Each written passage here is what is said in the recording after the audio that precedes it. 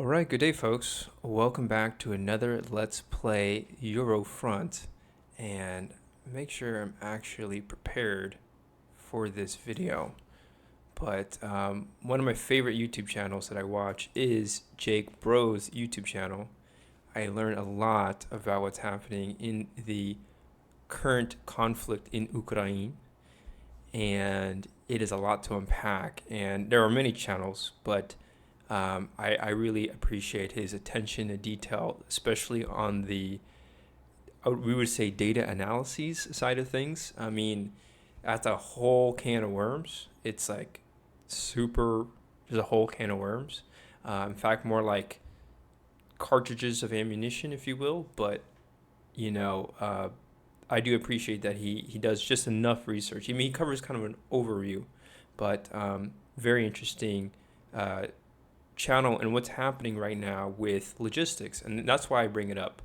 I bring it up because, I mention this because I'm noticing, in this war game of Eurofront that, and this is something that I'm pretty sure any avid World War II buff or historian, not just in World War II, but any other military historian or even like historian of war, you know,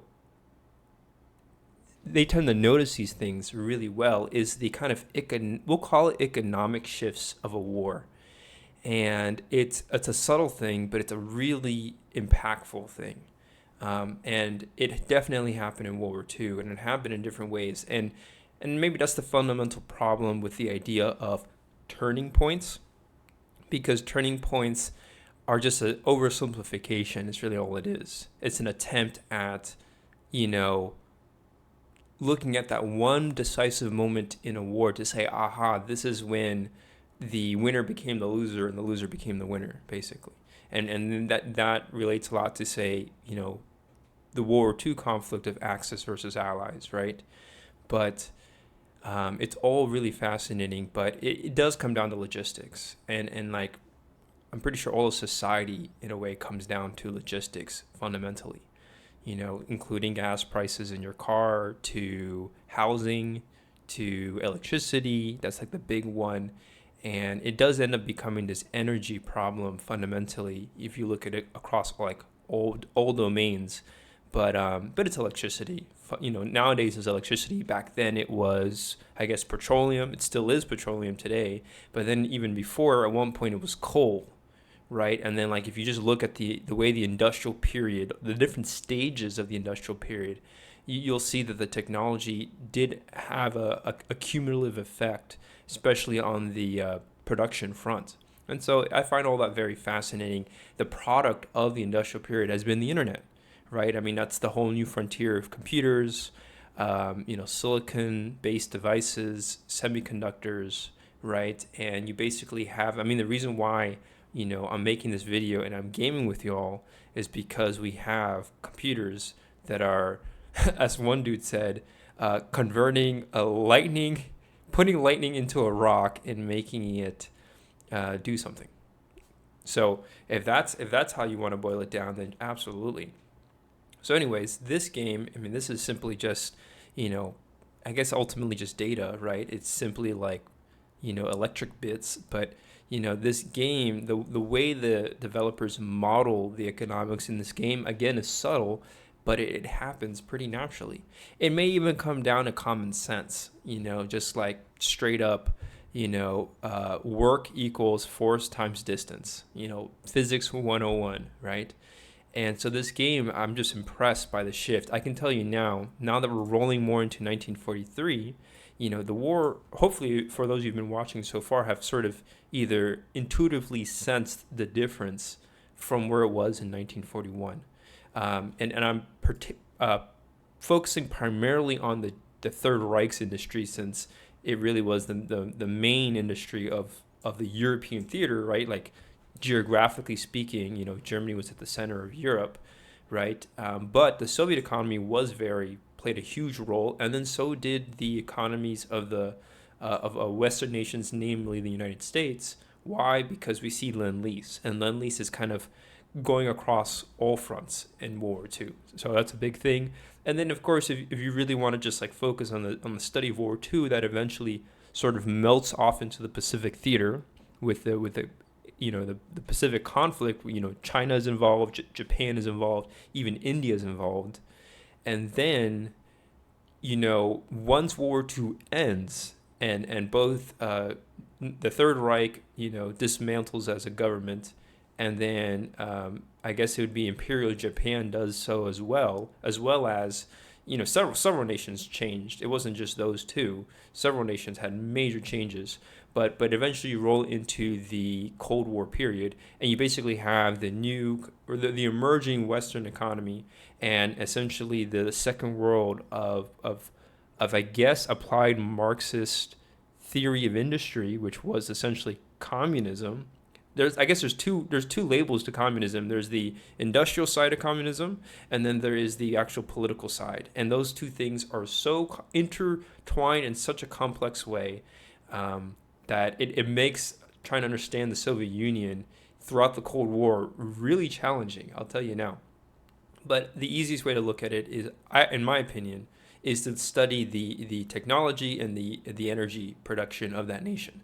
And the Soviet Union did have access to nuclear bombs. They did have access to spacecraft and jetcraft. There was a whole kind of a deception front on that. So the numbers are actually still to this day, I think, hard to understand. I'm sure there are historians that have done a lot to study the economies of the Soviet Union, but I imagine there's more to unpack.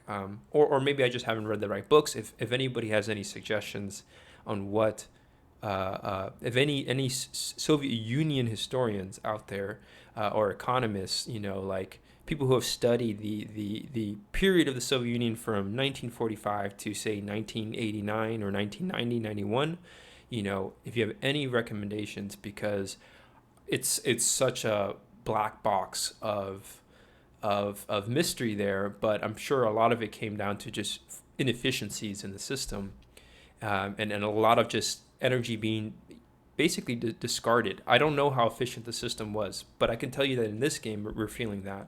And then the last thing to point out, intuitively sensing that is more, I think, seems to be a more accurate term to use. And then so yeah, I'm gonna leave it at that. Let's start the game before we hurt ourselves trying to make sense of all this information. So anyways, it is now May 1943. We're going to start with the Axis, it looks like. I mean, it doesn't really matter because right now we're kind of having overlapping initiatives. The Western Allied powers have the initiative.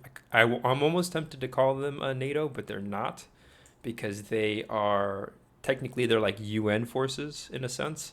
I think the UN was established at some point in World War II. I'm just not sure when, but let's find out. When was... I know it happened... Oh, okay. It happened actually at the very late in the war.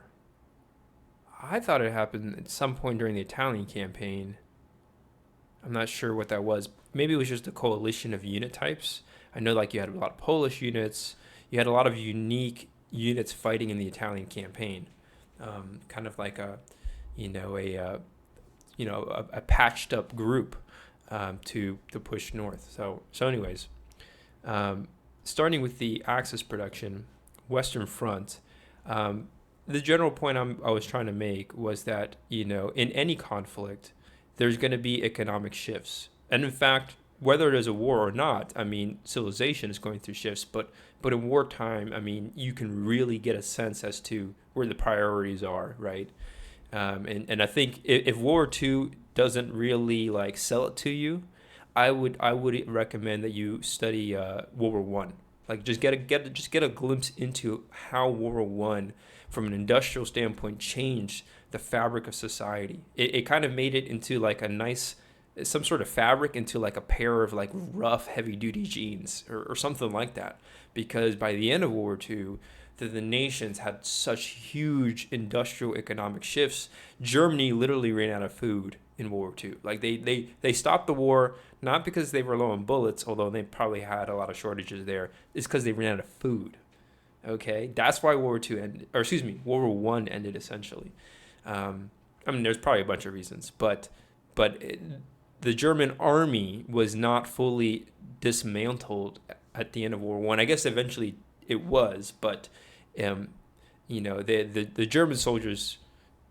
It's a very complicated ending, but World War One is just a huge can of worms. I mean, World War One started with cavalry charges against machine guns and ended with the first tank prototypes that you could like suffocate in the tank from all the fumes coming out of it.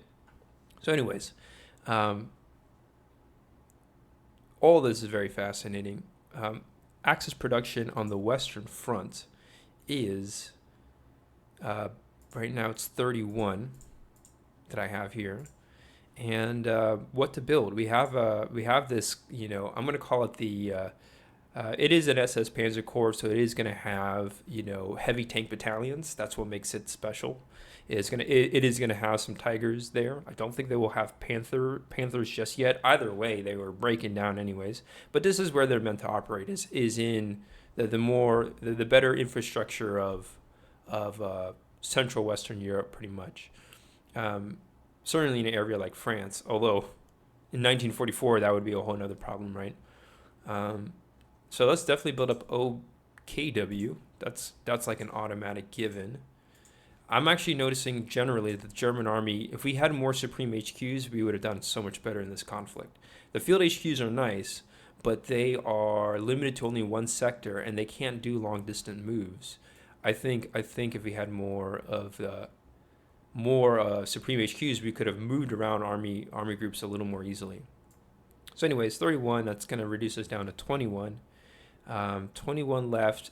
Focus on the Panzer Corps, and that's the solution for the Wehrmacht. Is if you got a problem, throw tanks at it. Basically, throw Panzer divisions. And so we're going to do that. Build up Panzer divisions. I built 2, 8 apiece, so that's 16.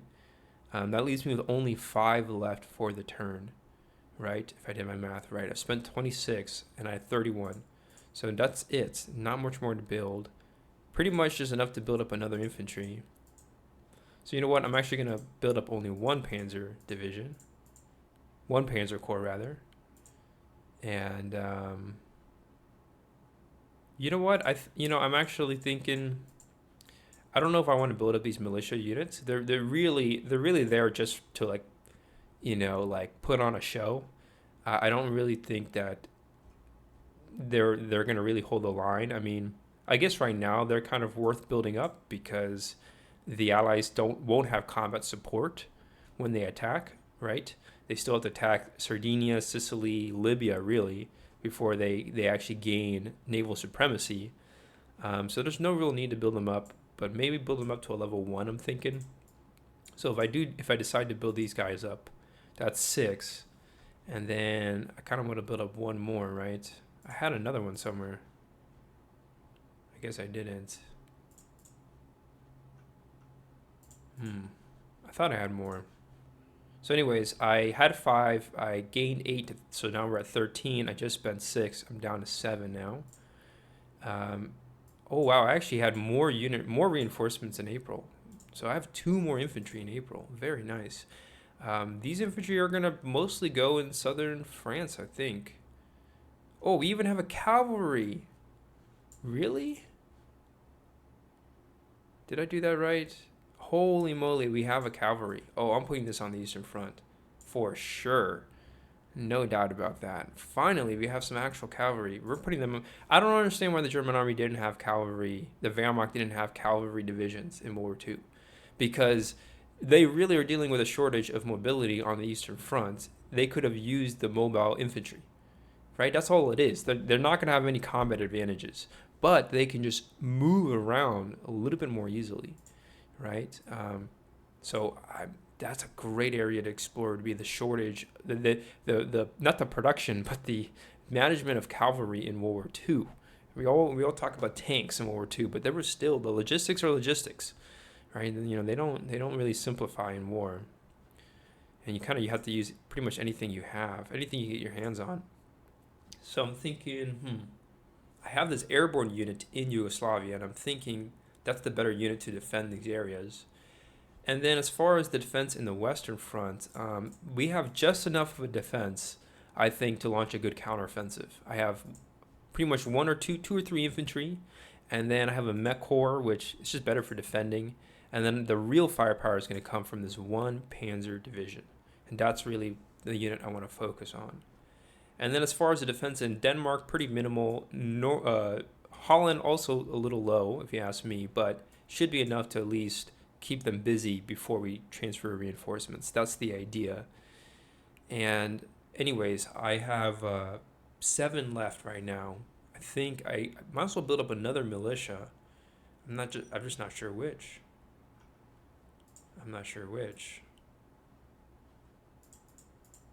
I have really no more militia that I really want to build up right now.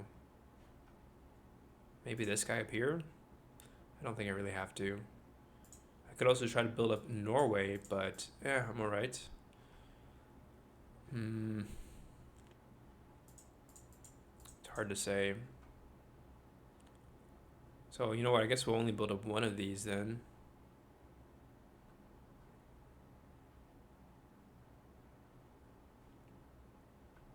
Yeah, I wish I could tell you what I actually want to build up. Oh, and I just realized for the Mediterranean front, we've already maxed out our production. We've like completely maxed it out. So I'm thinking what we'll do is I'm actually going to give the Western Front a little bit more. The Mediterranean Front's going to go down by 5 again. And we're going to reduce it by 5, give the Western Front another 5. So now I have a bit more to work with, right? So I said I had 7 left. Now I have 12. Nice. And with that 12, we could build up another Panzer Corps, actually. Kind of want to build up another HQ as well. Probably the HQ takes priority, frankly.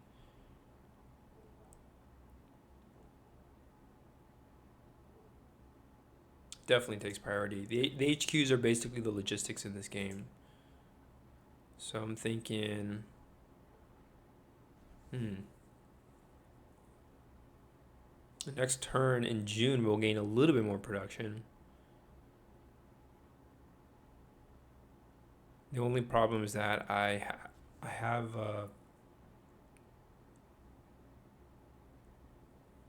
yeah. So right, I spent the Panzer division. So hold on, just to start from the top, I had 36. I spent 18. That leaves me with 18 plus another 6. Right, so I'm left with 12. Okay. What more to build? I think with 12 we should probably focus on infantry builds at least. Maybe that should be a better investment.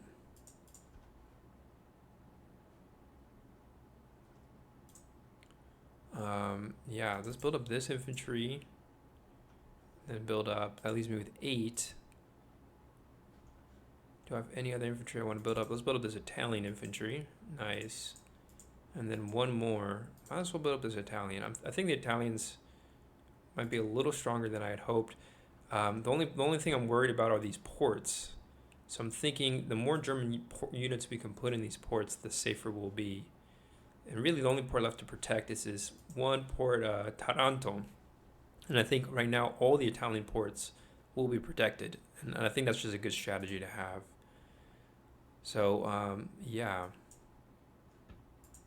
So yeah, we'll just give it to the Italians. And then one more German infantry. I guess we'll put it in Rome. I had another one, didn't I? Oh, that was the cavalry. Right. Okay. So that's that. Mediterranean front production.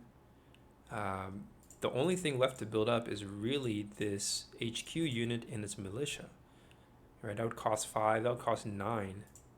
So I probably am going to save up. That's probably not a bad idea, is to save up with the Axis production. Now, I don't know like what to do with the Axis. We have a strong group here in Benghazi, but our group here in the west is a little weaker in Tripoli. And unless we take back Tunisia, it's really hard to send any more reinforcements into North Africa. It's very hard. We could maybe attack Malta, but no, even then, I mean, these units are going to cost more naval supply maintenance rather. So it's hard to say. I'm not sure what the best move is for that. But we'll just roll the 4 dice that we do have. And then we got 11 plus 6 is 17. And then I'm going to pass. We'll save that production over for June because we don't really need it right now. And I think I'm just strategically going to prepare for a withdrawal for the Axis. I mean, I think we accept the fact that we're going to lose it, but I'm feeling pretty confident about our defenses right now in Italy. Way more than I did at the start of the Allied invasion. Now we have, a lot of German manpower here in Italy, but they're like low tier, which is fine. I would have liked to have these Panzer divisions on the Eastern Front, right? That's probably the only shortcoming, but I think we have plenty. I think we have plenty on the Eastern Front. I'm starting to notice. So I think there's an incentive to go on the strategic initiative in the Eastern Front. So let's start preparing for that. I'm also going to deploy this Panzer Corps, the SS Panzer Corps full strength. We're going to put it here in Warsaw. I'm not going to send any more units over, and frankly, this Waffen SS Panzer Corps is valuable in France. It really is. It's actually the core of our defense.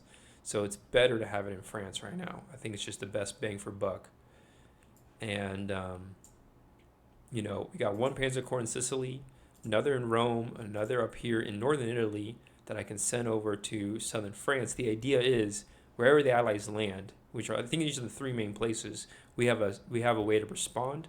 If they decide to land in Greece, I don't mind abandoning Greece if it means we can build, fortify our defenses in these mountains in Yugoslavia. We have to fortify Yugoslavia and southern Bulgaria pretty much, northern Greece even. So I don't mind. I mean, yes, we'll lose Athens as 2 production points, but it's not a big deal. So anyways, that's that. Now, historically, I know that Adolf Hitler would have been really paranoid about losing Greece. That's why they invaded Crete, because he really presumed that the strategic bombing potential of aircraft was enough to disrupt his oil in Romania. And so he took Crete, he took Crimea as well, Crimea, and that was the other reason why he attacked, because he was concerned about strategic bombers. Everybody was. I think in the lead up of World War II, right, you had stories of B-17s being used as long-range anti-shipping aircraft, even though they were doing level bombing, but like they were so inaccurate, right? The London Blitz, I think, kind of proved the failure of strategic bombing to some degree, at least with twin-engine bombers. And then eventually with the air war, I mean, it took the Allies like 4 years of relentless bombing campaigns over Europe before they really finally got it to work, right? They needed fighter escorts, they needed long-range bombers, they needed also to have the right target, the industrial targets, and so it was this whole thing, very, very costly. But by the time the European theater ended, you had the bombing campaign of Japan, which was absolutely brutal. And then, of course, the U.S. would carry on in other wars. And then it showed, though, that air power wasn't enough to win a war. It was enough to destroy a nation's economy, but not enough to win a war, especially when weapons of war were so cheap, like the Vietnam War showed. So, anyways, a lot of history right now, but this stuff is just really fascinating, folks. So anyways, hopefully that's, resourceful. So Eastern Front production on this turn with the Axis is going to be odd because we don't have much to build. The Wehrmacht is, they've been just camping out in Soviet territory, Soviet occupied territory, or formerly Soviet occupied territory. Only one can imagine what was happening right now in this this occupation, right? But we're playing wargaming, so we're focusing on the military side. But I'm I know for for all you wearaboos out there, I think it definitely helps to understand more the nature of the military you're fascinated by when you know as many things as you can about it. So, Eastern Front production is going to be what? 82 production points. Okay. Right, 82. And I don't have much to build, so I'm going to go ahead and build up OKH. Right, Oberkommando das hier. I'm also going to build up this fortress unit in Kursk. That's another 10, so that's 20. Not much more to build up. Maybe another Panzer Corps somewhere. Really not much. So odd. So I have 20. I built 20. I'm going to focus on the finish because I have not much else to build up. So let's build these 2 infantry up. That's going to cost another, what is that? Another 8. So we're now at 28. Build up this mech corps. That's going to be now at 34. Also, I'm going to start focusing, I guess, on the Romanians and Hungarians. So with 34, let's build up this guy. 3 more infantry. That's going to put me at 46 now.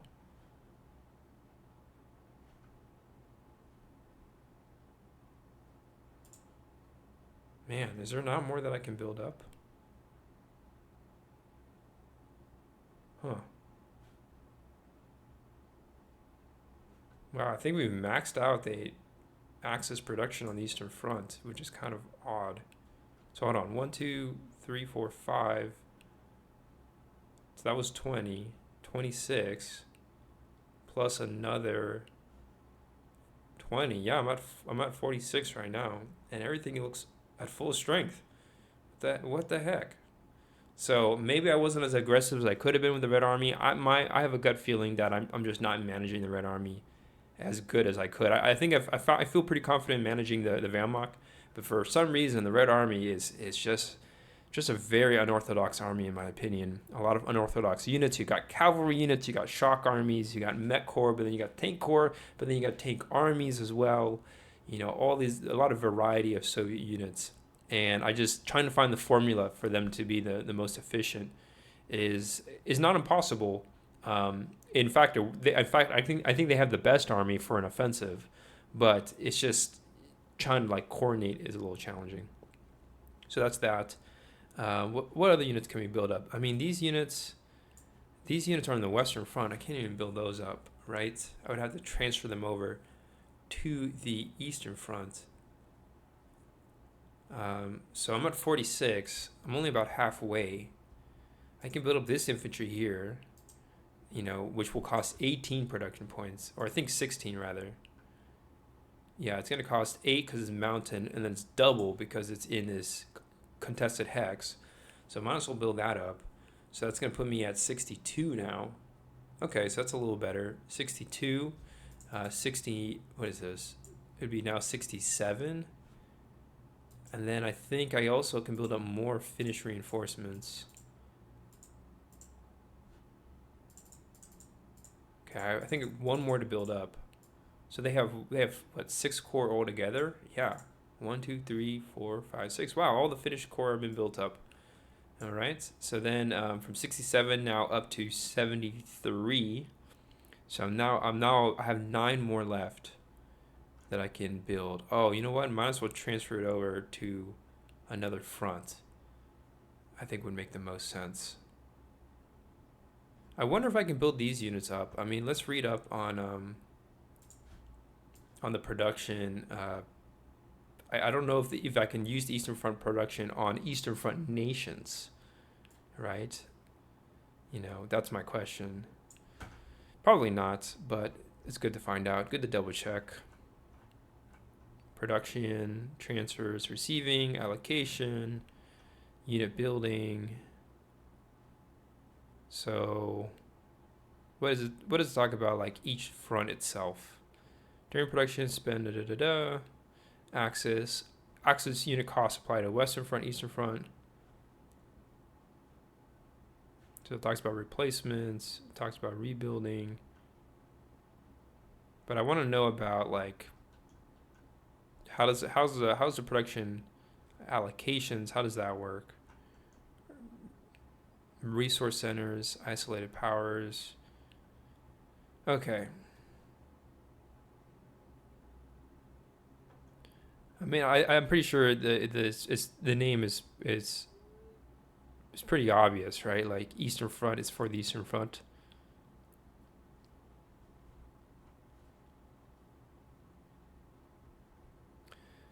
Each side automatically receives basic production points. So they arrive in the home front. So next turn we can transfer over more to the Eastern Front, which I don't plan on doing. In fact, I'm thinking maybe we even transfer over to the Western Front production. Right? I mean, I'm pretty sure we're gonna need the production when things start getting hot and heavy. You know, on the Eastern Front, I'm pretty sure we're gonna want to have a little bit more production. We have 9 more left. That's a lot. I kind of wish I could build all these guys up, but I don't see what else to build up right now. Everything is full strength on the Eastern Front. So I guess mission accomplished. That's the good news.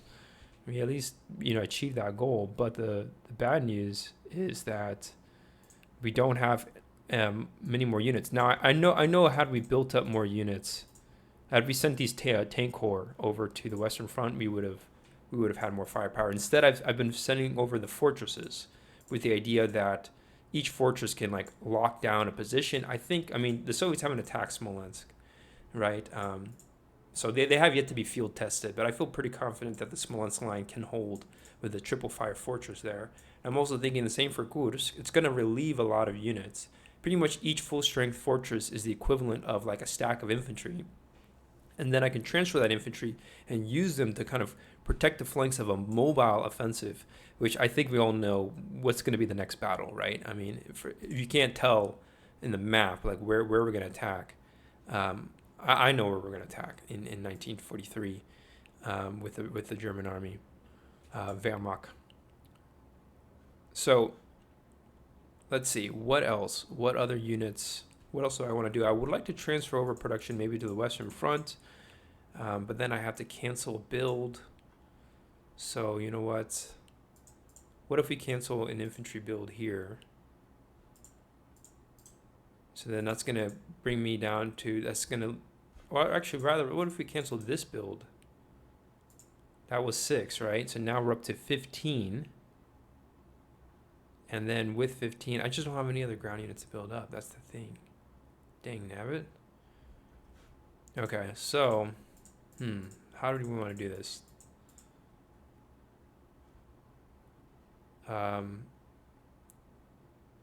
Maybe cancel 2 infantry builds, right? That'd be...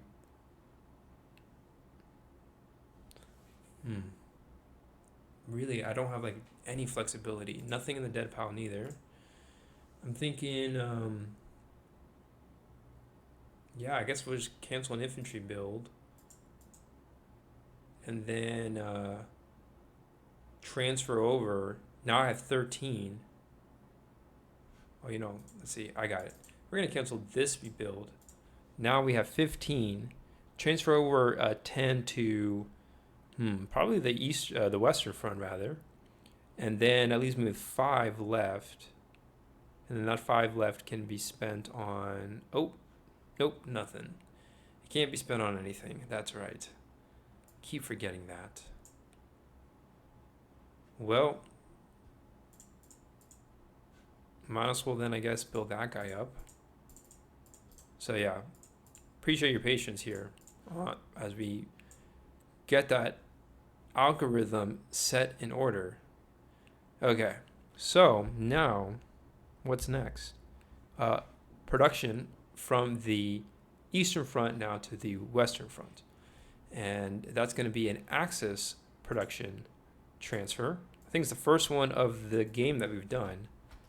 Because, I mean, really, it's very inefficient. Where is it? Somewhere out here. There it is. And I think where do we want to send it? Maybe we'll send it to the Western Front. Makes good sense. And then I guess on the next turn, the Western Front's gonna gain more production gains. I think we gained 5 more on the 5 more, right? 1943, summer 1943. Yeah, we gained 5 more. So the axis of production, according to this game, is very linear from pretty much Operation Barbarossa until 1944, where it reaches its peak, which is interesting. So the eastern, this game is suggesting that there's a linear growth of Axis production due to the Nazi-Soviet war, which really was a very, very demanding conflict for both sides. So that's what this is suggesting. Probably not accurate, but just pointing that out. And we gained 5 more. So yeah, the Western Front we'll actually be able to set up a pretty strong defense of Fortress Europe. I think the Western Allied powers have a lot to do if they want to have any success, and the Red Army both, because the German army actually right now, the Wehrmacht, it's not just German, but the Wehrmacht right now is very strong in 1943. In fact, it's really fascinating how strong they were in 1943, even historically, despite the setback at Stalingrad and Tunisia, where they lost the Luftwaffe got completely decimated both at Stalingrad and in Tunisia because of all these airlifts that they were trying to do. So yeah, I digress. So we'll switch over now to the Soviet and Allied side, and we're going to go ahead and see what they can do. The Soviets have been doing pretty well with building up, but they as far as combat power goes, we obviously are able to play with, have some foresight here, or hindsight. I don't know which one it is, but the Wehrmacht has a lot more combat power, or a combat value, more combat points on the field. But that's not to say that they're completely invincible. They have some weaknesses, namely the lack of HQs. The Soviets have much more HQs than the Axis do, and they're not really penalized during the winter, which is another notable advantage. Soviet production is going to be at 61. Soviet industry is really just hanging in there, just not strong enough. And the Wehrmacht's production has been much stronger, and I think has showed. But that could all change with the summer period. If the Soviet army can really gain more firepower, right, in the form of these tank corps, which is really what I want to build up. So I'm going to build up Stavka, build up the Western Front HQ. These units are looking pretty strong. I kind of want them to be at full strength though, like no more under strength tank corps. They should not be defending. I don't want these units in defensive positions. I want them to be used as a counteroffensive against the Wehrmacht. So the idea is these units need to be replaced by some mech corps pretty much. We don't have enough mech corps. Surprisingly, I don't have enough. I thought I would have more. I have 2 here, and they need to be placed elsewhere, I guess. I need more units here in outside of Smolensk, but we could use more mech. I don't have enough mech. The mech are the best units to counter the Wehrmacht. I only have 1 mech corps between here and the whole northern upper half of the front. What the heck? Here in the south though, I got 1 there, another here, another there, 2 down there. So we don't have enough mech corps, so I'm going to have to build up armor. We have no choice but to build up armor in the center, which makes sense. So let's do that. Let's focus on armor builds, really beefing up our units with their firepower, because the Wehrmacht could attack at any moment, and if they do, we need to be prepared to deny them any breakthrough. So I just built up 3 units, 2 tank corps, 1 mech corps. That's going to cost 8, 8, and 6. So that's going to be 22 production points already, plus the other 20 that I built up. So we're at 42. That leaves us with 19 left. And I built up this tank corps here. So now we're down to 15. Build this cavalry. Now we're down to 12. I want all my cavalry to be at full strength. So now we're at That was 15. Now we're down to 12. Let's build up these two guys. So that's going to be another 5. So I'm down to 7.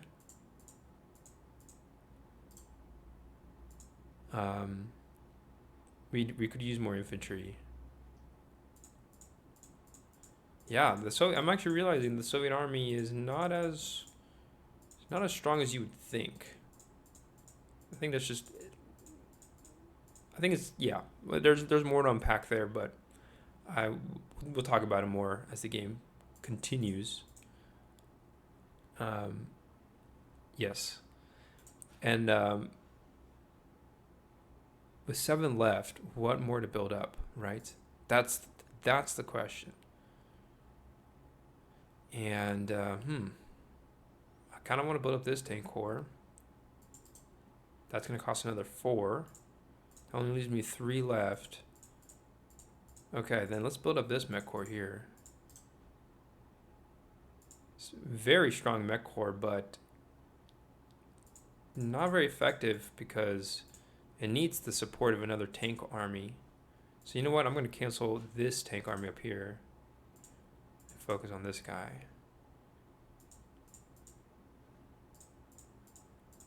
Yeah. Nope, no we won't. We'll stick to what we have. Yep, we're just gonna have to work with what we got. We have the shock army here too, and it's a little slow. I decided we're gonna hold this line here along this river. What is this river, by the way? It's called the Kuma River.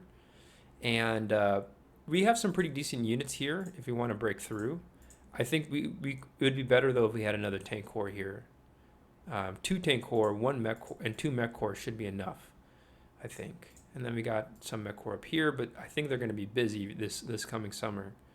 So you know what? I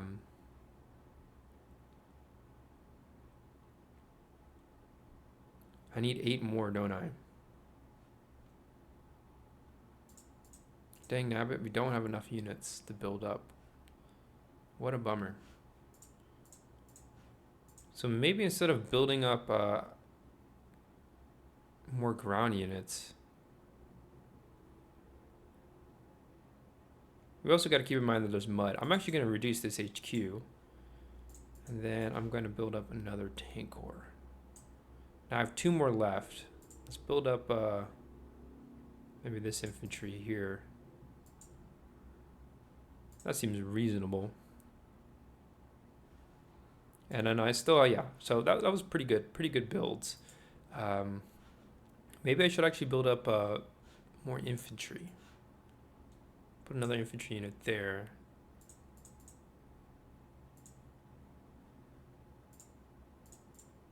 And then I guess another infantry unit. We really don't need infantry anywhere else, frankly. So you know what? Build up this infantry here by 2. Cancel this build, right? I got 2 more left. And yeah, the Soviet infantry looking pretty good, which is good. Pretty much all Soviet infantry at full strength. That's what I want to see. Like, that's a must. Is make sure the Soviet infantry are at full strength. 100%. That is a given. I actually have 4 left. And 1 more infantry build. I just don't know where I would want to put it, the other infantry. Maybe up here in the north.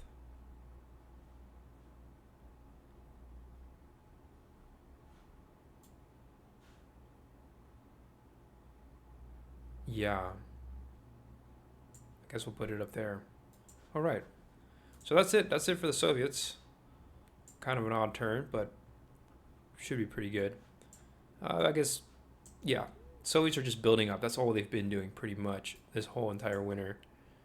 Now the Allies will roll their dice. They should have some good dice for the Mediterranean front. Where you're going to get, what is that? 14 plus another 8 is 22. Right? If I did my math there, right. 14 plus 8, 22, correct. And now I'm going to go ahead and build up some more units over here in the Mediterranean front. Build up this HQ. Build up this unit. That costs 9, kind of an odd build there. We'll build up this guy as well. So I've built up, what was that, 14. So I've overspent just now. I've spent 24. So that means we're transferring 2 over from the Western Front. I can transfer over a total of 11 from the Western Front. Actually, I'm pretty sure still is technically no. No, we are Tunis based, so we're good. But right now we do not control Morocco. We have yet to invade Morocco this whole time. Thinking it would be a good time to do that. But with what unit? And I don't think I really have any unit that I really would want to with the Allies. So the Allies, I'm really sensing the Allies are dealing with a big shortage of troops right now. And it really is adding up. We also have this airborne unit. I can put it in London. Maybe we'll put it in Portsmouth rather. Yeah, that seems pretty good. Anything else I want to build up? Is Gibraltar a flex point between the Mediterranean front and the Eastern front? I want to know. I just realized it may have been a flex point this whole freaking time. So let's look for that real quick in the rule book here. Flex points. It was, man. It was. So I didn't have to transfer this unit over to the to Algeria. That whole logistical thing, I didn't have to worry about that. So lesson learned. We're gonna just transfer it back over pretty much. That makes so much sense too. So yeah, that's part of the reason why the Allies. Pretty much, I lost 20 production points with that whole transfer. No wonder it's been taking them so long to move units around. I was like, dang, it's really slow. So anyways, I can transfer 7 more over to the Western Front. And with that 7, we'll transfer 6 over. And I build up this American unit. Kind of want to build up the French unit, but... And we really got to build up this dead pile. That's the other thing, too. I don't know where to put this tank corps. Probably in Alexandria, I would think. Would it be the better move? This thing is very expensive though. This thing costs 24 to build up. So if I do decide to build that up, you know, it's going to take a while before we can make any more progress, right? At least 3 more turns before this unit's built up. But by then, we should be ready. We should be ready to push. I think we can take Libya by hoping by the end of the summer of 1943. So so let's see. My maximum production right now is basically going to be 30, and I've overspent 18 just now. I've overspent 18.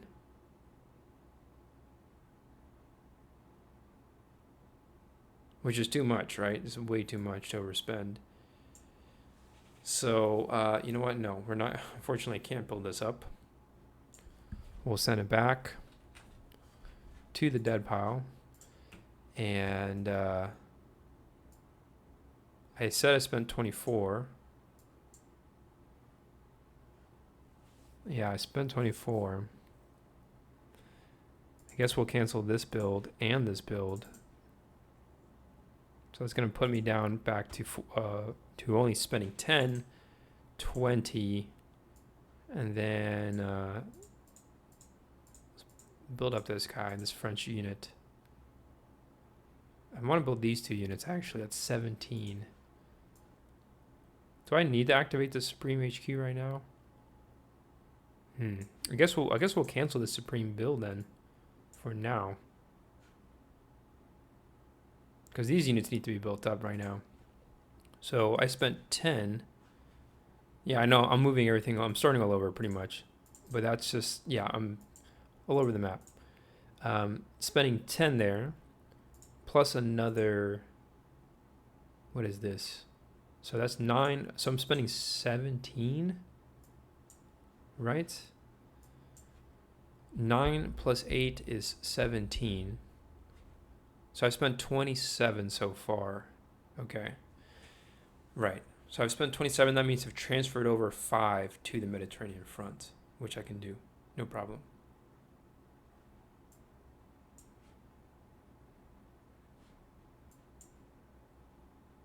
Spend 10 here. And then another 17 there. Yep. And then I could transfer over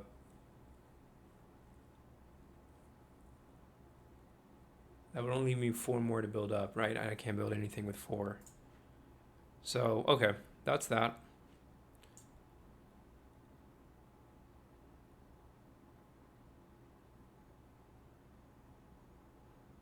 Yep, that's that. So yeah, it's gonna take a while before we build up our ground units any further.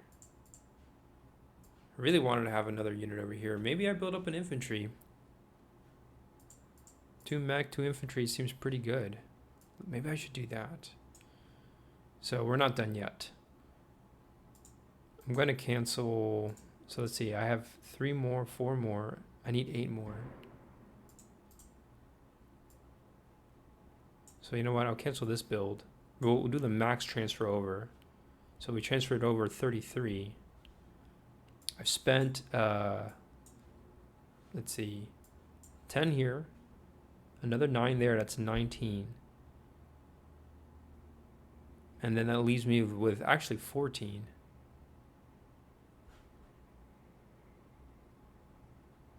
With that 14, we'll just build 12 like so. Okay. So yeah, our units here don't have a lot of firepower, but at least we have a lot of mobility, which is what I want to see. We don't have a lot of firepower on this group over here. We're lacking firepower against the Axis. The Axis have more firepower than we do, unless we decide to build up that tank corps, which is really the most quintessential unit to build up. That's the interesting part of the whole thing. It's really it's the best unit to build up.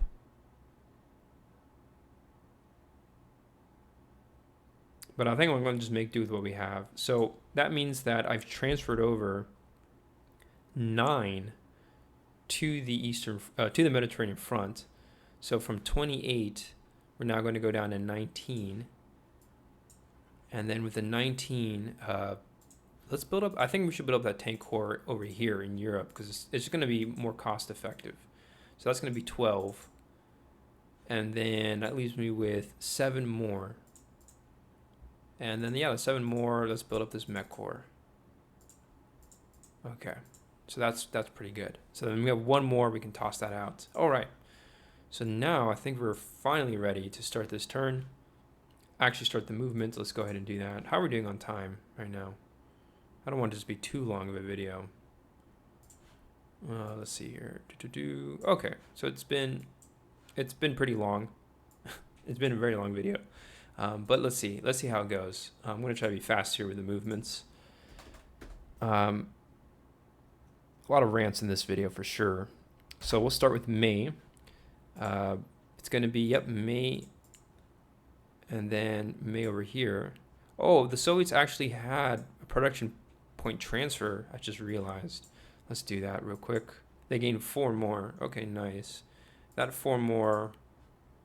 probably want to build up the other infantry, right? No? Let's then just build up this tank corps. Yeah, we're looking pretty good, actually. Looking pretty good with the Red Army. Let's go ahead and build up this tank corps over here. Now we got a nice little... Or actually, I really want to build up a tank corps, don't I?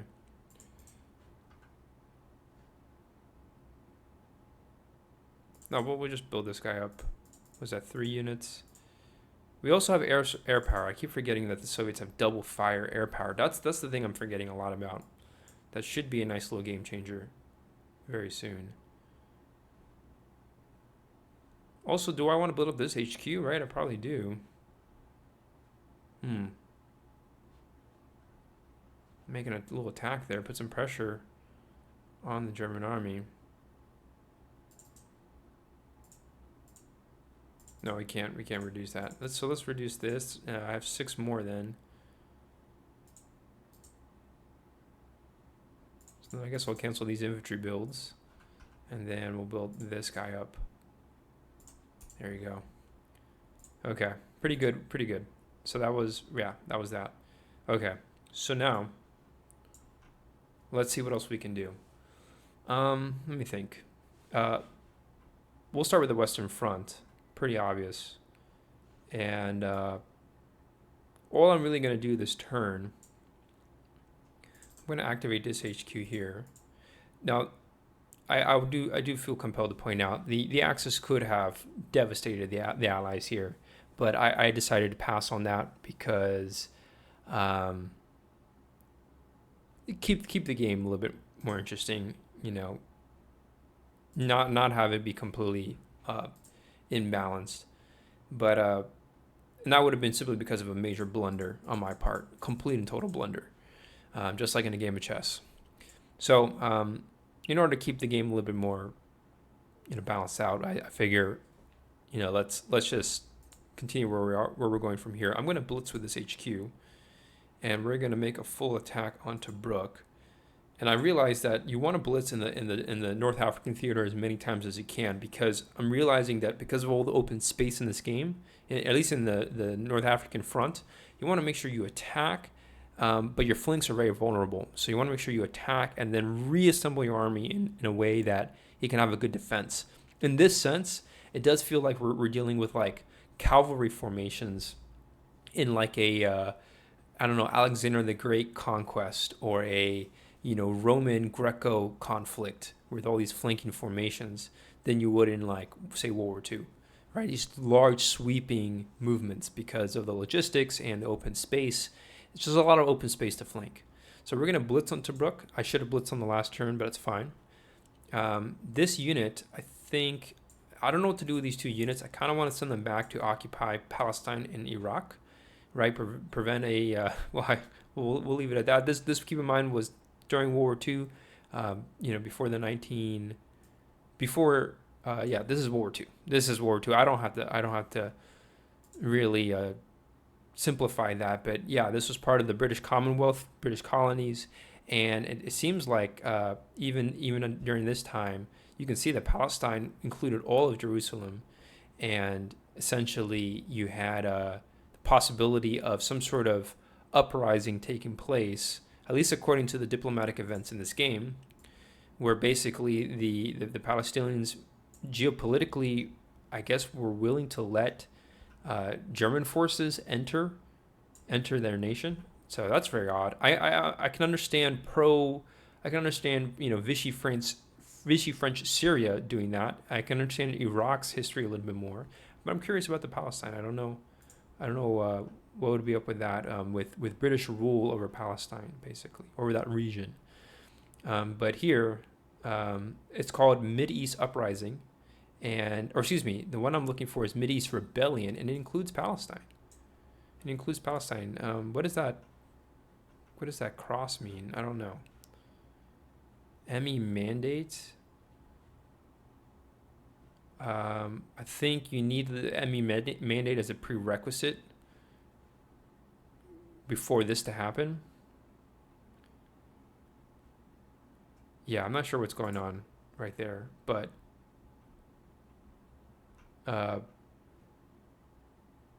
yeah, basically there's that in the game. So anyways, I'm pretty much going to send these British forces back to reoccupy. We got this Indian unit, it can go to Iraq, and then Palestine unit will go to Palestine. And so we're going to blitz. Now, these units could be used to attack Libya and so on, but strategically, it's better if we actually build up our reserves once again. So I can send this guy forward, speed of 3, because it's the Western Line infantry were fully motorized. And then this guy, I can put him to Alexandria, like that. And then I guess we'll leave this HQ behind there for now. No, I can move it forward. It has a speed of 2. We'll put it there. And then that's that. We'll do an airstrike here. And this time we should clean sweep to Brook. And then that's it. I think no more moves for the Western Allied powers on this turn. Yeah. Yeah, we're gonna hold off a little longer. Get ourselves a little bit more organized over there. Now, on as far as the Eastern Front, we'll get to that in a moment. So let's do the Battle of Tobruk.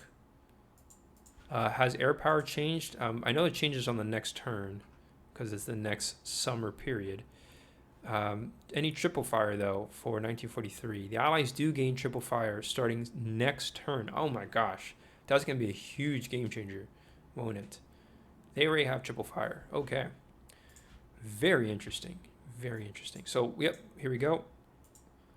2 hits, boom, just enough, and Italian surrender, easy win there. So that's that, and then now I can do a blitz, and now I can remove this blitz icon, and I guess I can redeploy these units. I just don't know how I want to set up my defense, but I could in theory like put some pressure on the Allies. Let's on the Axis rather. I'll put this Anzac unit in there. I'm gonna put, I guess these. I don't want the same mistake to happen like last time. This is a hard position to breach. I will tell you now. It is not an easy position to breach at all. You know, because we're vulnerable to this flank by an Axis counteroffensive. That's exactly what happened last time. So you know what? I'm not going to put any units in Derna. Heck no. But we want to be like in some limited range. We could even attack the Axis right now, which would be a good thing to do, but I don't think I want to. I think I'm just going to put these units. Man, I have to be very cautious with the British here. I don't want our forces to be completely devastated like last time. That was really unfortunate. So I'm actually going to put him.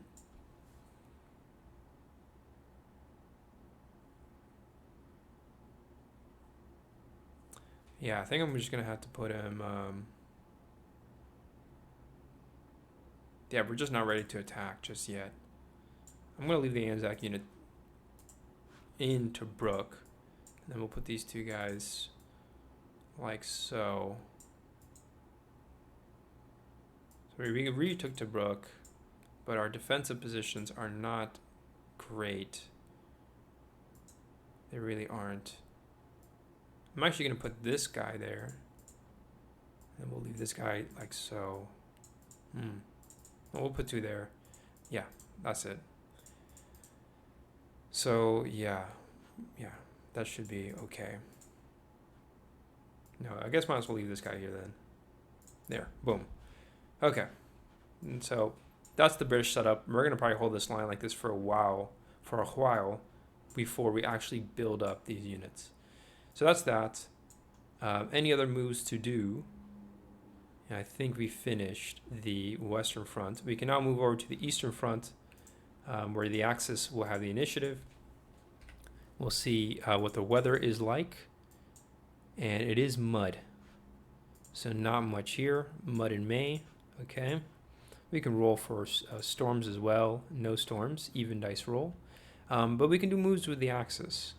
I guess our HQs are disrupted. No, I think the Northern Front has its own weather, doesn't it? You know what? Let me read up on that. That's on the Northern Front weather. That's actually something else I would want to know. So yeah, no wonder this one's going to take a little longer, folks, just because, you know, we're talking about different things and et cetera, et cetera. So anyways, Northern Front, anything on weather says Northern Front minors. No, I want to know about the fronts. And Mediterranean Front, Northern Front, frozen seas. What about like disruption? Here it is. No separate die rolls made for the Northern Front. Okay, so it's evenly stormed, evenly distributed.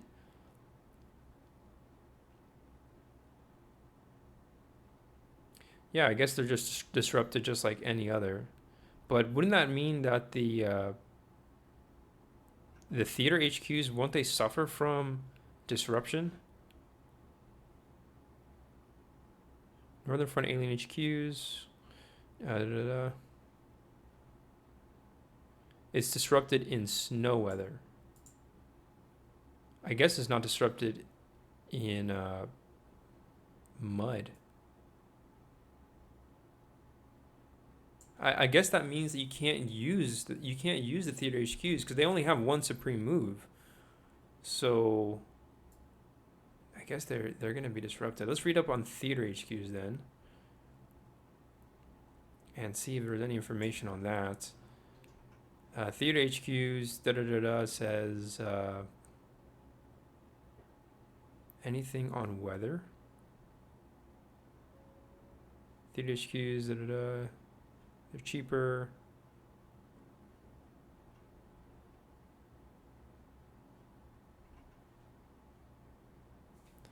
Yeah. Yeah, they're less powerful. They only move one supreme move. Right, they only have one.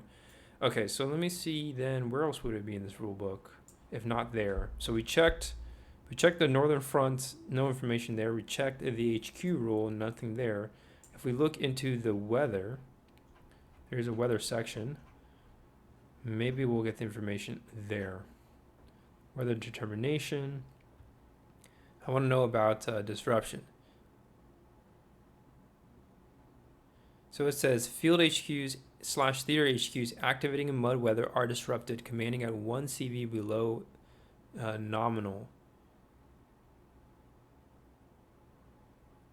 So that doesn't make any sense. That basically means that it... Oh, I guess... You know, I guess it doesn't matter. I think we can still make a move. Yeah, it just affects their commanding CV. It doesn't technically affect the amount of moves they do.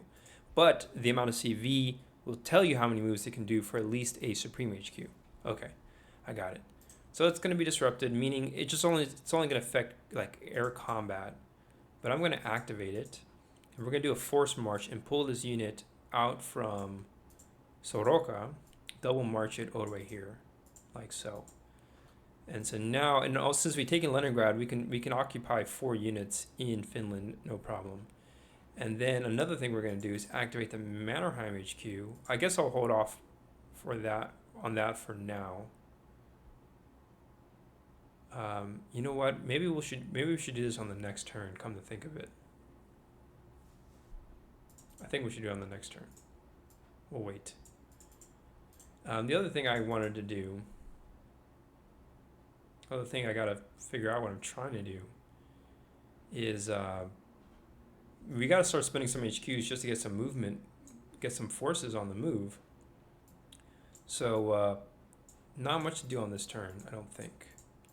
We can pretty much save all the movements that we want to do for the next turn, if it's clear. The other thing I'm thinking right now. Oh, I wanted to know about the Finnish unit. Do we get double fire? Only in the winter, or does it matter? So let's find out about Northern Front minor units, right? Or just the Northern Front itself. Let's see here. Looking Northern Front combat. Yeah, they get double fire within home territory. And they also have a speed of 2 during the winter, that's right. Okay, so yeah, we'll pass with the Axis. Not much to do. So then we'll switch over to the Soviets. Or actually, maybe I want to... Ooh, you know what? No. I take it back. I'm actually going to activate OKW on this turn. They should definitely be activated. And let's just get these units on the move. 1, 2, 3, 4, 5, 6, 7, 8, 9, 10. I'm actually going to make it do another move. Well, actually, it's good there. Then we can move this guy 1, 2, 3, 4. I don't know where I want to put it. 5, 6, 7, 8, 9, 10. I think I'm going to use this unit as a sort of counter-offensive unit. I don't think I need it to launch general offensive operations. But if I want to crack a very heavily fortified Soviet position, that's our best unit to use. Pretty sure. So that's 1, 2, 3, 4, 5. Yep, that was 10 moves. And then, so that was 2. I got another mech. 1, 2, 3, 4, 5, 6, 7, 8, 9, 10. All right. Ooh, we're looking pretty good right now. I got more infantry here as well. So yeah, let's start deploying. I have 3 more moves I can do with the Axis. So let's get another unit over there. That was 1, 2, 3. 1, 2, 3, 4. That was 9 moves. Okay. I have 1 more supreme, or 2 more supreme moves rather. I moved 4. Got 2 more left. Maybe we should pull back, fall back to Luga. Easier position to defend. I don't think we should pull back.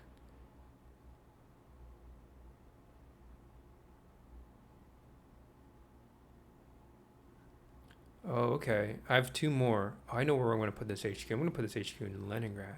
That's right. That's absolutely right. Okay.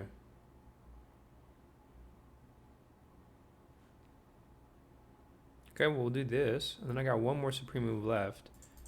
I think we're going to have to use it to get OKH to Leningrad. So 1, 2, 3, 4, 5. It has... Oh, okay. Actually, no. We're good. So I take that back. We're going to send it back. So I have 1 more supreme move left, and I do want to use it. What more would we want to do? Probably reinforce this area over here. Right? I think that would be a pretty reasonable move to do. I can move a unit by rail. Yeah, our defense here is a little thin, I will say. A little thin compared to what the Soviets have. So, yeah. Maybe we move this guy. Tough call to make. So yeah, I did 1, 2, 3, 4, 5, and then the last one was so you know what, I'm actually going to cancel this finish move.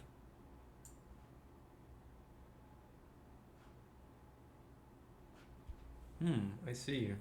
No, we let's keep that finish move there. That's actually good. 1 more move to do. That is a good move, I'll say. So, 1 more move to do, and I couldn't tell you what unit I actually want to move around. We have now a 3rd Panzer, or not a 3rd, but we have a very strong Panzer group here. But I want to shift them. I want to attack Stalingrad, right? Get our forces moving there as soon as possible. That's the game plan. The only problem is that I want to put 1 more unit here just to contest, make sure we can hold the line. The only unit I can really move though via rail would be pulling 1 guy out, and the Soviets here look pretty strong, so they could be planning a nasty attack. So we got to be real careful here. If I abandon Rostov, which is not recommended, if we lose Rostov, we're going to lose all our supplies, and I don't want that to happen. Oh, but we have the initiative on the next turn, so it's nothing to super worry about. At least I don't think. If we take Sevastopol on the next turn, it all comes down to weather.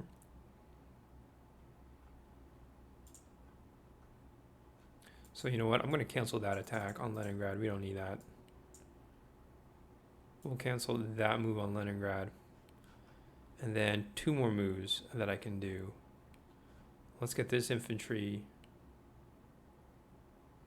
1, 2, 3, 4, 5, 6, 7, 8, 9, 10, 11, 12, 13, 14, 15, 16, just like that. I think that's our game plan.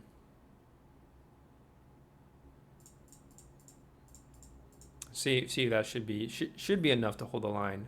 Should be. I don't know if it actually is. So yeah, so we did 1, 2, 3, 4,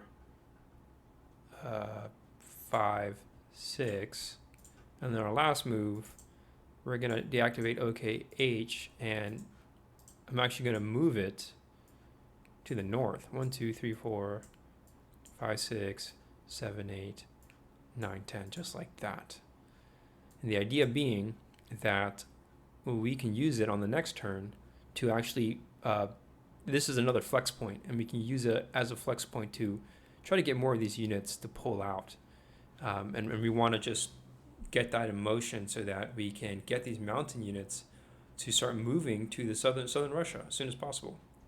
And they can actually help. Maybe we can make a push towards Orzonikidze, if I pronounce that right. Next turn. Next turn.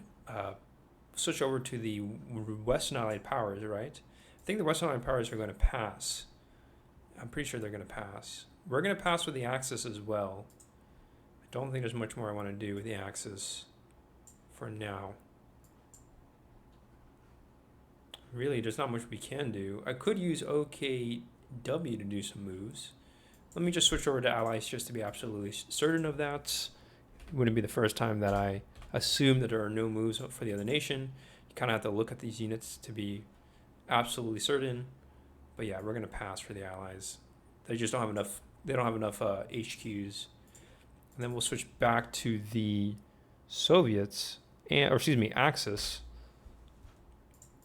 And then we still have OKW here, which I could build up to move some units around, but I don't think we really have to do any extra moves right now. Anything we do from here on out will be reactionary. Maybe we could put one more unit in Nice. Do we get any more reinforcements? I mean, oh wow, we had 2 more units. Wow, we got a lot of reinforcements in April. I did not realize. And more in May. Oh my gosh. Wow, we got a lot of units. So I guess I'll save that for the next turn then. We have a lot of units to deploy. Okay, so the Atlantic Wall is pretty much set in motion. The Fortress Europa has really begun, truly. And these last 2 turns is when we actually got the extra bit of manpower, but I just didn't even notice. So yeah, a lot that in June we get 2 more Panzer Corps. 2 more Panzer Corps. If 4 weren't enough, we get 2 more. Well, I'm definitely going to send them to the Eastern Front. I'm pretty sure. Not entirely sure, but I'm pretty certain. Okay, so let's roll for Eastern Front weather. It is even. Nice. All right, and now I think we're going to have a lot of action this turn. For those of you who wanted to see more German counteroffensives, we've got that here in store for you. Plenty of German counteroffensives. I don't think you're ever going to really run short of those. So with that, we're going to activate Army Group South. It actually can just stay there. And then we're going to, you know what, no, we're going to put it, control Batumi, we're good. We're going to blitz with his HQ. I got 4 units, including 2 Panzer Corps, including this, we also have the heavy, these heavy, I don't know what they're calling, heavy artillery and heavy mortar regiment. And we're going to send 4 units, all, pretty strong group to attack Sevastopol, and we're going to blitz it. Should be able to take it on this turn. We might not be able to. Other than that, so that's 1 HQ activation. I have to really focus on activating as many HQs as I can because I don't want to stall my production like I did on this last turn, pretty much. So, yeah. I'm going to activate Army Group A. We're actually going to attack now. We're going to attack. In fact, it's a pretty cool helicopter. I heard I did not get a glimpse of it, unfortunately. Nope, it's okay. Anyways, yeah, we're going to attack with that Army Group A. I'm going to move this corps over here, I guess. Or you know what? No, we won't attack with Army Group A. I think I'm going to leave that as a reserve. I will activate, though, Army Group Center. How about that? And we'll put it there. We're launching attack on the mountainous terrain again. Probably not the best move, right? Put this infantry here. I feel like our line here is a little better. 2 Panzer Corps protecting the line. It's not the end of the world if we lose this sector, because we have supplies coming from Batumi, going across the Kerch Straits into the Sea of Azov towards Mariupol. So we got a nice supply line there, sea lane. So there's that, and then what other? I have this Panzer Corps in reserve. I don't know what I want to do with it. I think we'll put it here. So, you know, we got a lot of units built up here, but it's just a little awkward, the setup. But the idea is,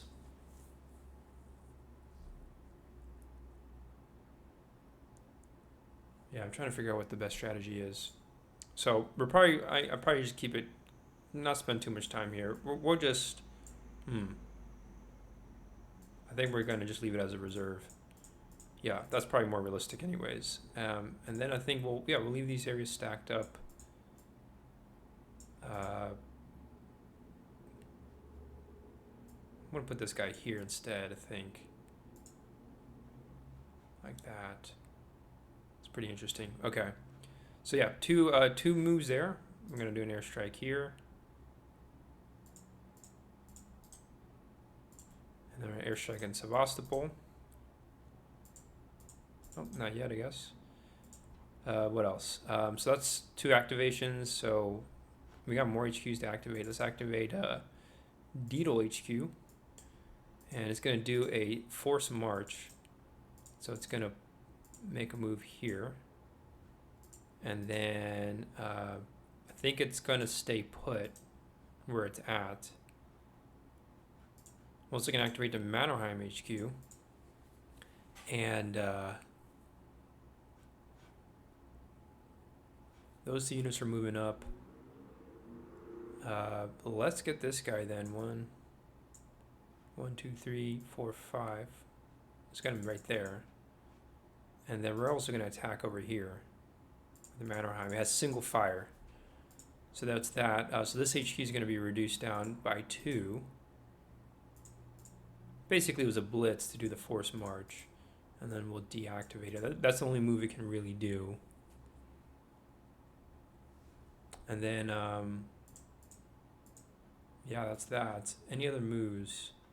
So as far as HQs, we got 1, 2, 3, 4 HQs being activated right now. That's 40 production points. And like, we can still do more. We can still do a lot more. Maybe I should move up all these units to protect the river line. That would be an interesting move, wouldn't it? That would be a super interesting move. The only problem is that we don't have that many reserves. Well, I'm going to go ahead and activate this HQ, Army Group North.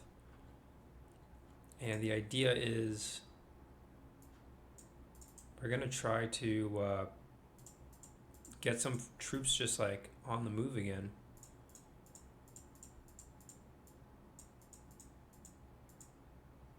I think infantry are really the key to the German defense here in the north. I kind of like having a mixed group of Axis units though. Pretty handy.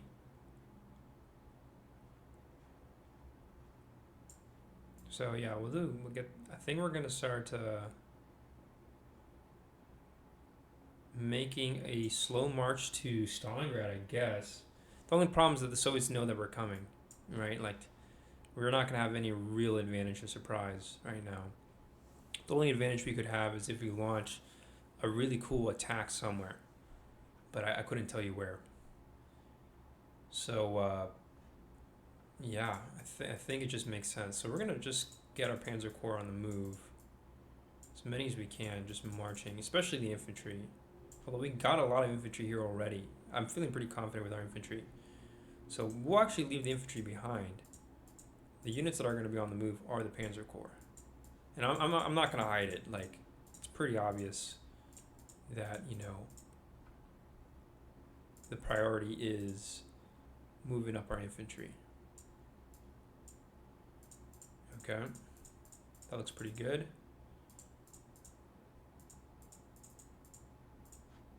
So yeah, I guess I am going to leave these, like, panzer groups, they're going to be moving in this manner.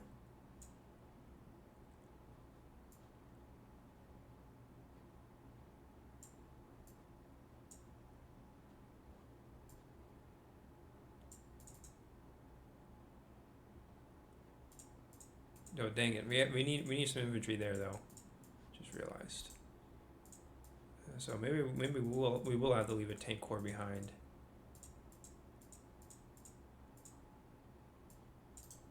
I'm gonna put the SS corps there actually. Yeah, okay, that's pretty good. And then I got this cavalry unit also on the move. That's pretty cool. All these units, just as many as I can, just moving up. That's the idea. Kind of wish we had more units in Stalino though. We probably, Stalino is another kind of choke point. Although actually, yeah, it doesn't matter if we control Mariupol. Stalino is a little vulnerable. So, something to keep in mind. Also, Orel. Orel is not safe at all, neither. Totally forgot about Orel. So, you know what? We kind of need more infantry still in the center, it seems like. Seems to me. So, yeah. Oh, I guess I'll move this infantry into Orel, like so. We could use a little bit more infantry in the center, I guess.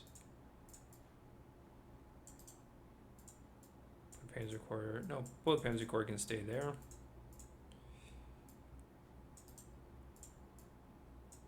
Okay, so I guess, as much as I wanted to move these Panzer Corps really aggressively to the south, I don't think it's as easy as I had hoped.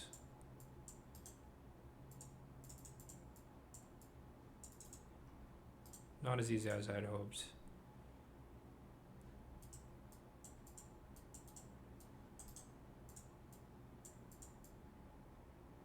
Put this guy over there, I guess. Okay, that's pretty good.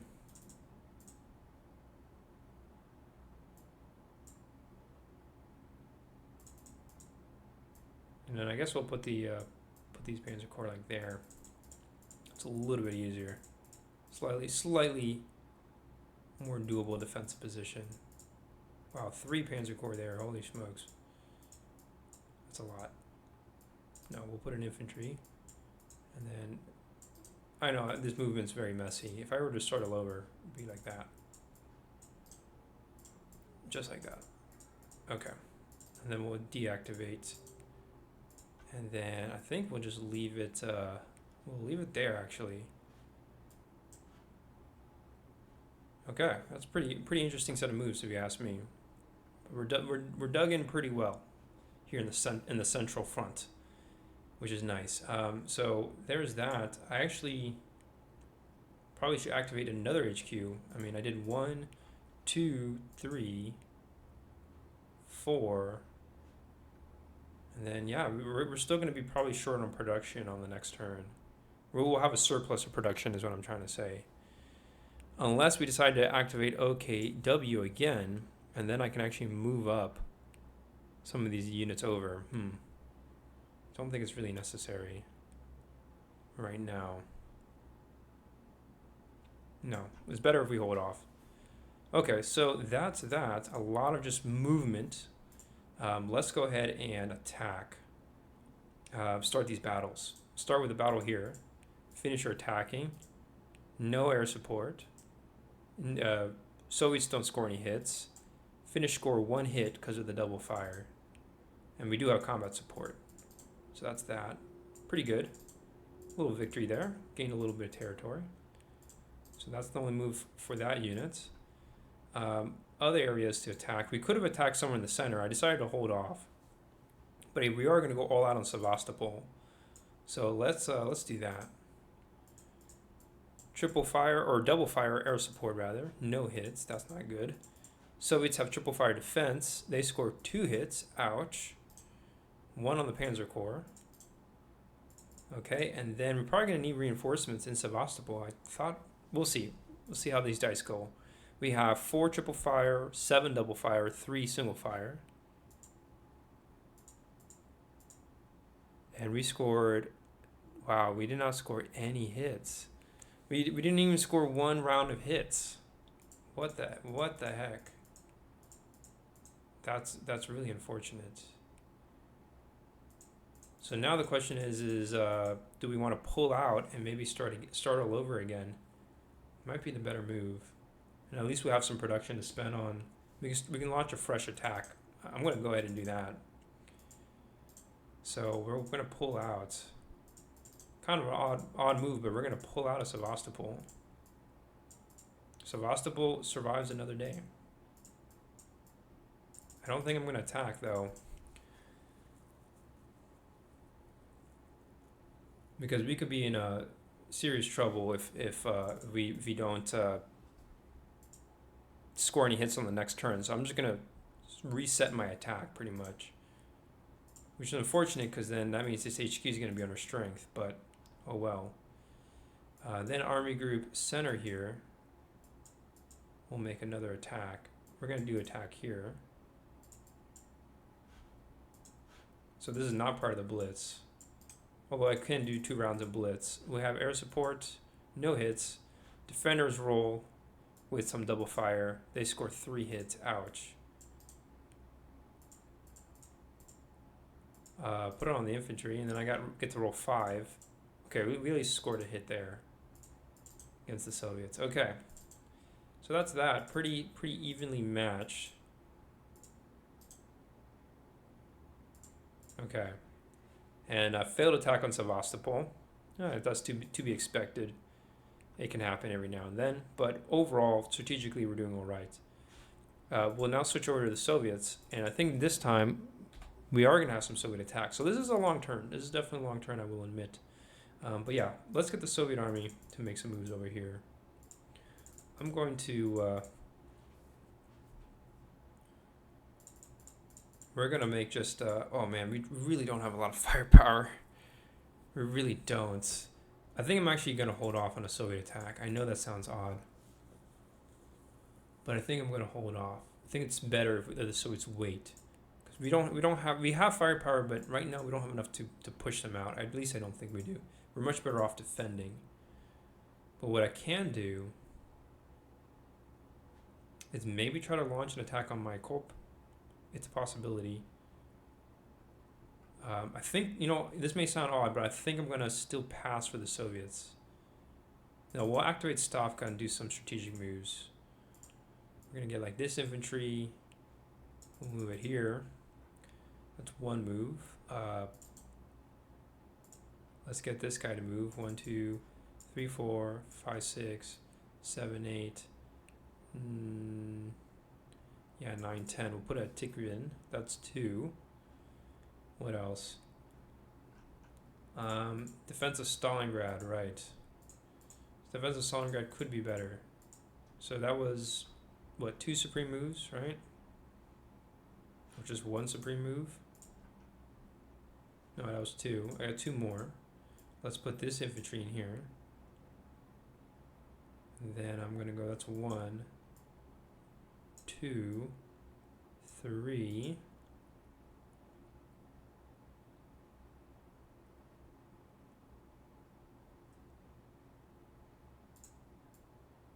I think we'll do that, like 4, I guess, like that. Although Stalingrad looks a little weak, in my opinion. We know we have production, though, not to worry. I'm going to try to put like essentially the equivalent of militia units in Stalingrad, just infantry, low tier infantry, but they should be able to hold the line. So yeah, that was 3 moves. I got 1 more move I want to do. Let's put this guy here.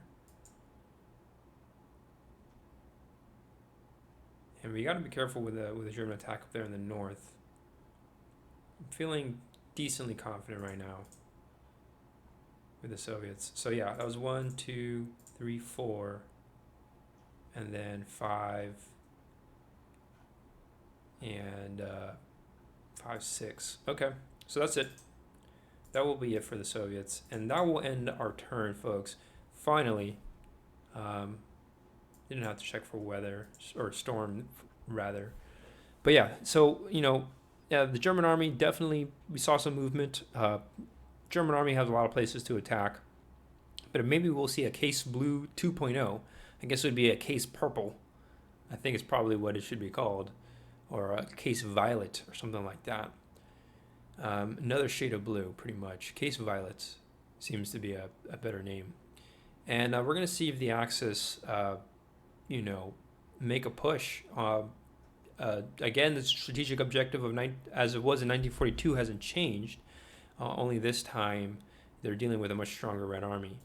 And as for the Allies, well, though the big shift has been the Mediterranean front, where now Italy is like a new fortress, France is being fortified, all of southern Europe is being fortified, including Libya. And now it's up to the Allies to see if they can crack that fortress, since it's up to essentially the Third Reich to see if they can hold it.